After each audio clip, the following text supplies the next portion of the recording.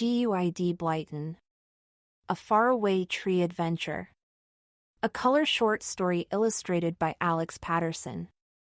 The Land of Doasu Please. The World of the Faraway Tree. Moonface lives at the very top. In his house is the start of the slippery slip, a huge slide that curves all the way down inside the trunk of the tree. Silky lives below Moonface. She is the prettiest little fairy you ever did see. Saucepan Man is a funny old thing. His saucepans make lots of noise when they jangle together, so he can't hear very well. The cloud above the tree leads to amazing places. Which land will the children visit this time? Joe, Beth, Franny, Cousin Rick. Chapter 1, A Message from Silky and Moonface. The children hadn't visited the Enchanted Wood for a whole week. For one thing, they were very busy helping their parents, and for another thing, they felt that they didn't want any adventures for a little while. And then a note came from Silky and Moonface. This is what it said. Dear Beth, Franny, Joe and Rick, we know that you don't want any more adventures just yet, but you might like to know that there is a very exciting land at the top of the faraway tree just now. It is the land of do as you please, even nicer than the land of take what you want. We are going there tonight. If you want to come, come just before midnight and you can go with us. We will wait for you till then. Love from Silky and Moonface. The children read the note one after another. Their eyes began to shine. Shall we go? Said Franny.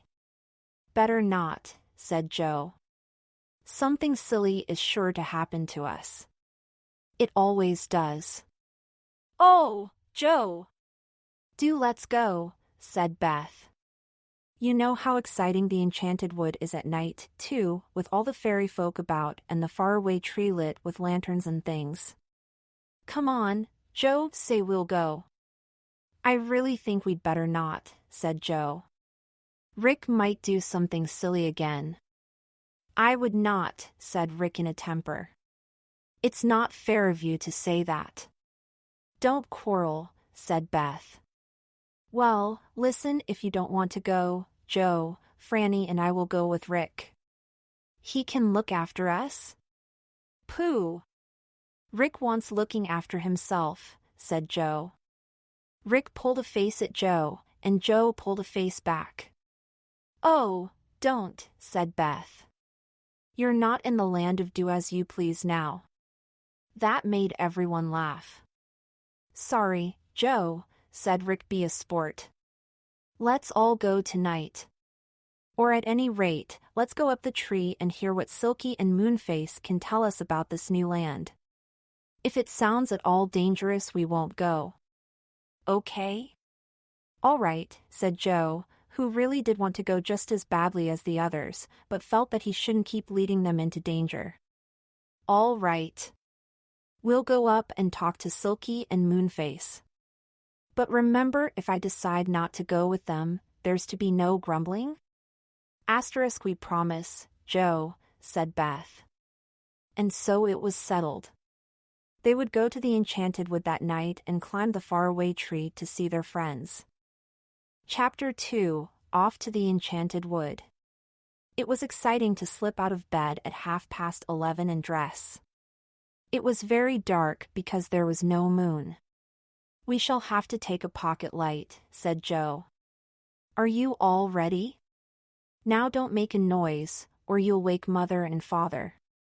They all crept downstairs and out into the dark, silent garden. An owl hooted nearby, and something ran down the garden path. Beth nearly squealed shoo. It's only a mouse or something, said Joe. Teal, switch on my light now. Keep close together and we'll see where we're going. In a bunch, they went down the back garden and out into the little lane there. The Enchanted Wood loomed up big and dark. The trees spoke to one another softly. Wisha, wisha, wisha, they said, wisha, wisha, wisha.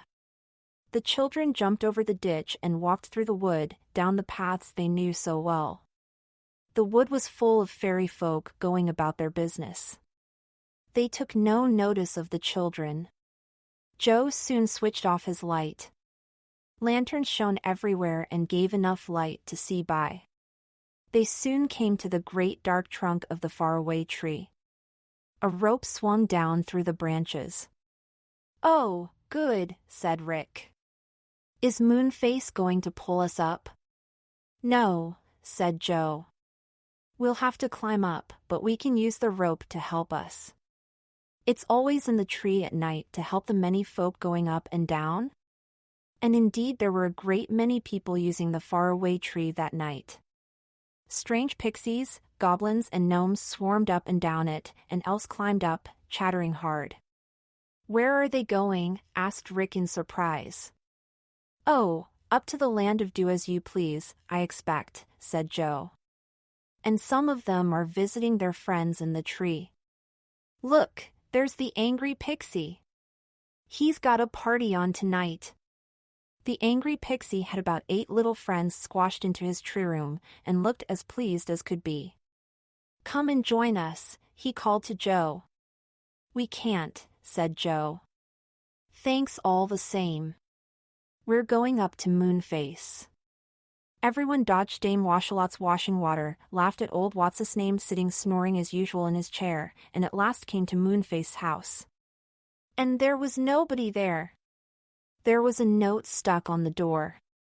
"We waited till midnight and you didn't come. If you do come and we're not here, you'll find us in the land of do as you please. Love from Silky and Moonface. P.S. Do come. Just think of the things you want to do, you can do them all in the land of do as you please." "Gosh," said Rick, longingly. "What I'd like to do better than anything else is to ride 6 times on a roundabout without stopping. And I'd like to eat 6 ice creams without stopping," said Beth. "And I'd like to ride an elephant," said Franny. "And I would like to drive a train all by myself," said Joe. "Joe! Let's go up the ladder," said Beth. "Oh, please, please let's go." "Why can't we go and visit a really nice land when one comes?" begged Franny. "It's so mean of you to say we can't." "Well," said Joe, "I suppose we'd better. Come on." Chapter 3, The Land of Do As You Please. With shrieks of delight the girls and Rick raced up the ladder, through the cloud. A lantern hung at the top of the hole to give them light, but, lo and behold, as soon as they had got into the land above the cloud it was daytime. How magical! The children stood and gazed round it. It seemed a very exciting land, rather like a huge amusement park. There were roundabouts going round and round in time to music. There were swings and seesaws. There was a train puffing along busily, and there were small planes flying everywhere, with elves, pixies and goblins having a fine time in them. "Goodness! Doesn't it look exciting?" said Beth. "I wonder where Moonface and Silky are." "There they are over there on that roundabout," cried Joe. "Look, Silky is riding a tiger that is going up and down all the time, and Moonface is on a giraffe. Let's get on, too." Off they all ran. As soon as Moonface and Silky saw the children, they screamed with joy and waved their hands. The roundabout stopped and the children got on. Beth chose a white rabbit. Franny rode on a lion and felt very grand. Joe went on a bear and Rick chose a horse. "So glad you came," cried Silky. "We waited and waited for you." "Oh, we're off!" "Hold tight." The roundabout went round and round and round. The children shouted excitedly because it went so fast. "Let's have 6 rides without getting off," cried Joe. So they did, and whoops, they were giddy when they did at last get off. They rolled about like drunken sailors. "I feel like sitting down with 6 ice creams," said Beth. At once an ice cream man drove up and handed them out 36 ice creams. It did look a lot. When Joe had divided them all out equally, there were 6 each. And how delicious they were! Everybody managed 6 quite easily. And now, what about me driving that train? Cried Joe, jumping up. Tvi always wanted to do that. Would you all like to be my passengers? Well, come on, then. And off they all raced to where the train was stopping at a little station. Hi there! Yelled Joe to the driver. I want to drive your train. Come along up, then, said the driver, jumping down. It's ready to go. Chapter 4, Joe the Train Driver. Joe jumped up into the engine of the train. A bright fire was burning there, as it was a steam train. He looked at all the shining handles and wheels. How shall I know which is which? He asked the driver. Well, said the driver, pointing to the different knobs and handles. That's the starting wheel, and that's to make the whistle go, and that's to go slow, and that's to go fast. You can't make a mistake. Don't forget to stop at the stations, will you? And oh, look out for the road crossing gates, in case they are shut. It would be dangerous not to take care there. Joe felt tremendously excited. Rick looked up longingly. Joe! Could I come too? He begged. Please let me. Just to watch you? All right, said Joe. So Rick hopped up onto the engine. Beth, Franny, Moonface, and Silky got into a carriage just behind. The guard ran alongside waving a flag and blowing his whistle. The signal's down, yelled Rick. Go on, Joe! Start her up. Joe twisted the starting wheel. The engine began to chuff chuff chuff and moved out of the station. Joe's really driving the train, cried Beth. Oh, isn't he clever? He's always wanted to drive an engine. The engine began to go very fast, too fast. Joe pulled the go-slow handle, and it went more slowly. He was so interested in what he was doing that he didn't notice they were coming to a station. He shot right through it. Joe, cried Rick. You've gone through a station. Gosh, the passengers waiting there did look cross, and oh, look, a lot of them in our train wanted to get out there. Sure enough, quite a number of angry people were looking out of the carriage windows, yelling to Joe to stop. Joe went red. He pulled the stop handle. The engine stopped. Then Joe pulled the go backwards handle and the train moved slowly backwards to the station. It stopped there and Joe and Rick had the pleasure of seeing the passengers get out and in. The guard came rushing up. You passed the station, you passed the station, he cried.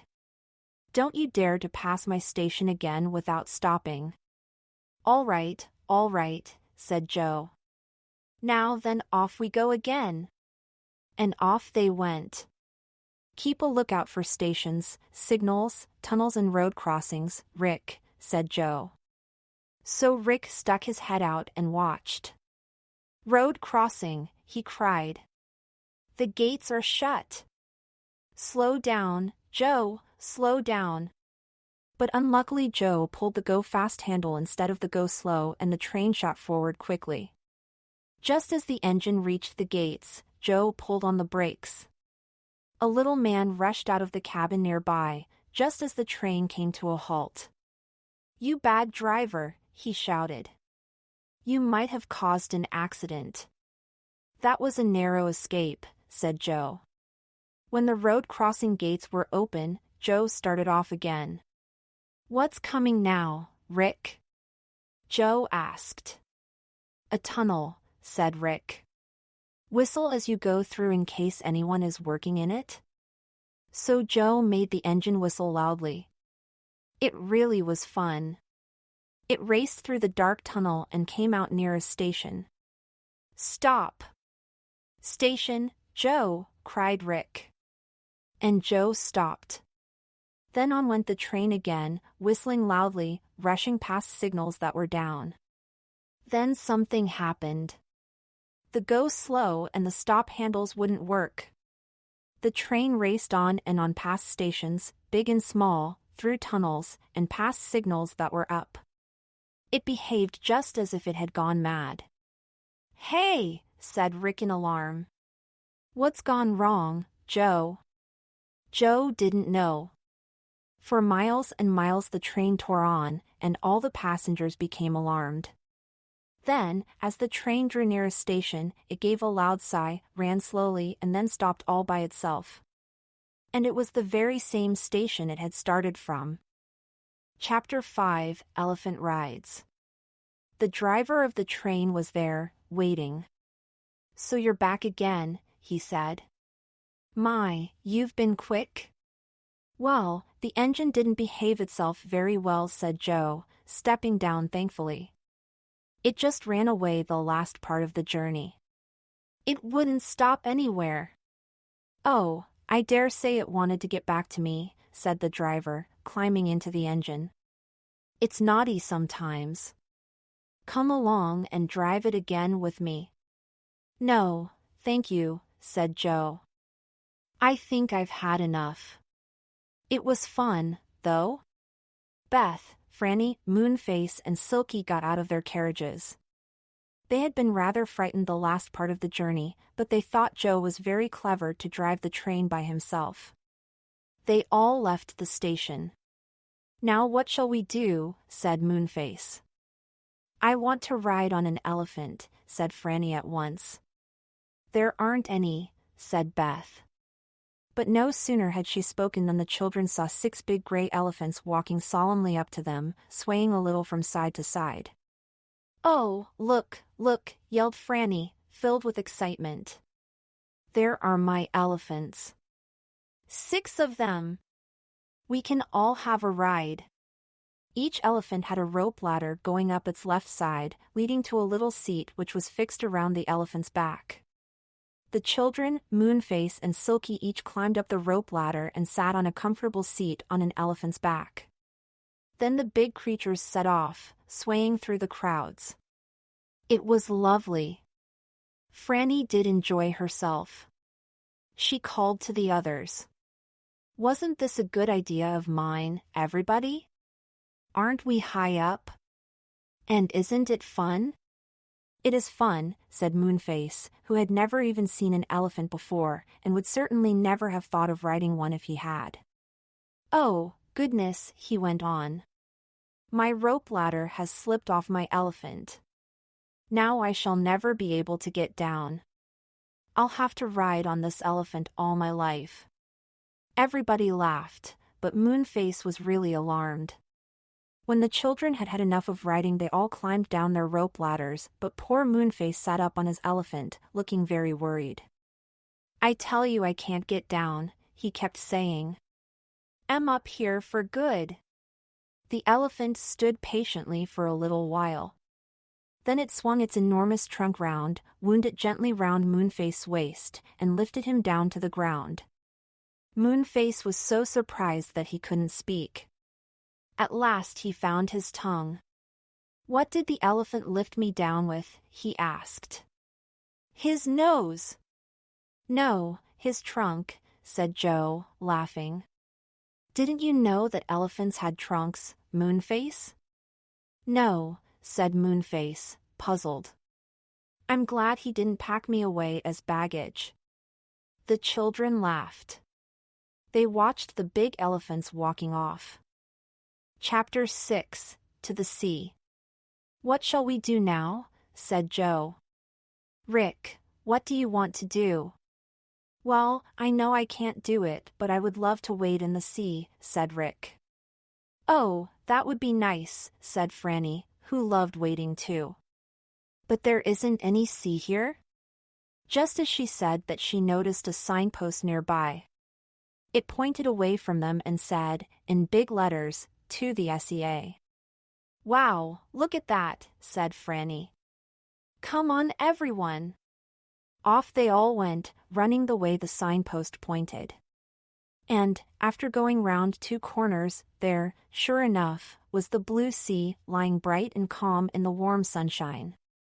Shining golden sands stretched to the little waves. "Oh, good," cried Rick, taking off his shoes and socks at once. "Come on." Soon everyone was wading in the warm sea.